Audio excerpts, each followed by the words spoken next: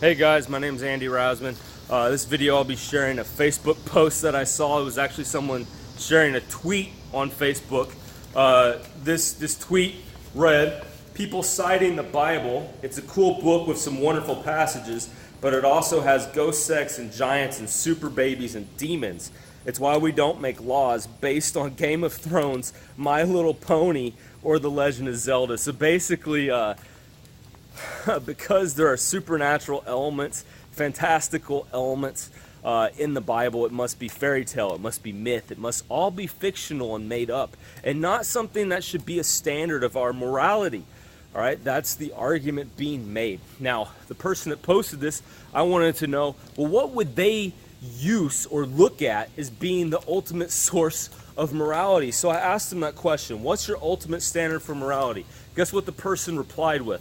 The person replied with, "Do unto others as you would want them to do unto you."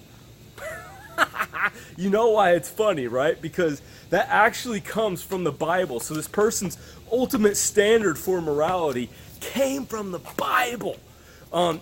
Now, his answer wasn't exactly what I was wanting. When I said, what's your ultimate standard for morality, what I really meant was, well, what's your source for morality? If the Bible isn't a valid source for morality because it's akin to some sort of fictional story or video game character, what's your source for morality? He responded back with actually a rule or law. All right, so now rule or law there. Okay, all right. So I was going to pick up source in a moment, but because he actually gave a law which came from the Bible, I had to point that out. So I just gave him the verses in which Jesus actually says, "Do unto others as you would have them do unto you." I just gave the verses. No, nothing else, just the verses. The reply back I got was, yeah, the Bible does have some good things in it, blah, blah, blah. But, dude, you believe it's true. I think it's a fairy tale. Nothing you're going to say is going to change my mind on it, right? I was like, fine, dude. I won't debate you on that, but try to answer my question. When I said standard, what I meant was, what is the basis for your morality? What is the source of your morality? So by standard, do unto others as you would have them do unto you. You were saying that is your ultimate rule. That's the highest rule that you think people should live by. My question then is, what is the source of that for you to say that is the absolute ultimate rule that should be lived by for everyone? Because that's what this is about, right? Making laws, it needs to be a law made which is valid for everyone, which should apply to everyone. And that's the problem, because he believes the Bible is fake and fairy tales. He doesn't think it should be a source to make laws for everyone, right? And so I think my question to him was then good. And how did he respond?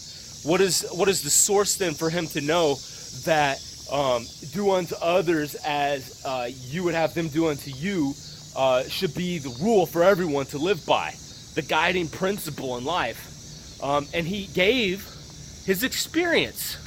My experience tells me this. My feelings tell me this. I think honestly, dude, you don't need any book. You don't. If you need a book to tell you that, you're seriously jacked up. You now have a morality issue. And I kind of laugh because that's sort of what I expected him to reply with, right? And so I then replied by just pointing out then, okay, what you said was your experiences. Everyone has different experiences.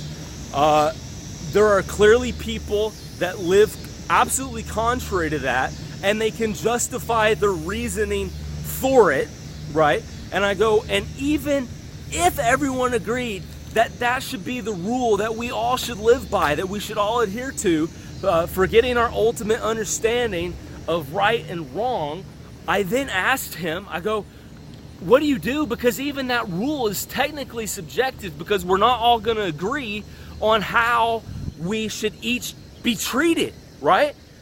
We may disagree on how others should treat us, right? And how we want to be treated. So even that itself is subjective.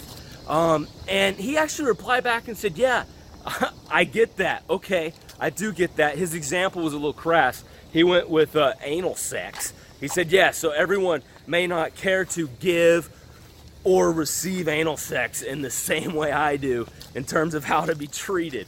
So, yeah, it can be completely subjective. And someone else then chimed in and even added on the subjectivity and said, all morality is subjective, ultimately. And you know what? When you reject God, all morality is ultimately subjective. And I gave that. I really did. I gave that as a response. We have to have God as an ultimate source of morality to say anything is morally right or wrong for all times, for all people, because we as people all can't come to the same conclusion on what is ultimately right or wrong. And we do have foundational beliefs about the world, about life, about humanity that would always lead us to contrary beliefs concerning what is right and wrong in various given situations. All right, so with all that in mind then, I think maybe to wrap up, I did like the fact that he agreed, right? That I agree with him on what should be our ultimate standard. Do unto others as you'd have them do unto you. If everyone lived by that principle, yeah, man, world would be a much better place.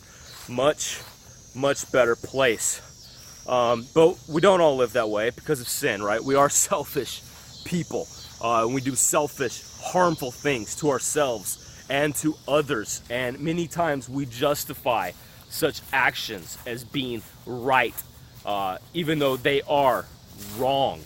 And we all, however, tend to probably know this principle or live by this do unto others as we'd have them do unto you, because God has written his law on our hearts. Okay? This is Romans 1. Because God does care for us. So even if you don't have the Bible as your source of morality, you do have God's law written upon your heart. And people do demonstrate this through the things they say and do many times, because if it really is YOLO, we would be doing like the Vikings, feasting, fighting, procreating at will. Strongest survive. Do what you want. This is your only chance. We'd all be living like Anton LaVey prescribed, okay, in the Satanic Bible. So, yeah. Anyways, guys, hopefully you got something fun out of that. I'm enjoying living in St. Louis. This video, I'm walking around the campus at Concordia Seminary in St. Louis, Missouri. First video I've shot walking around before, trying something new in terms of filming. Not sure how the sound's gonna go. Hopefully it goes okay and you guys can hear me okay, and the sound of the cicadas in the background and AC units whirling to keep these big buildings cool aren't too distracting to you. And if you want, be sure to subscribe to this page. Click the bell for notifications so you'll get notifications when I do post new videos. Visit contradictmovement.org. Support me as I am a student now by buying some stickers, buying some tracts, maybe even just mail a check to 9 Founders Way, Unit D, St. Louis, Missouri, 63105. Make it out to Andy Rasman. That's the way you support me and what I'm doing here, studying right now as a seminary student, preparing to be a pastor in the Lutheran Church, Missouri Synod. Peace, and God bless you guys.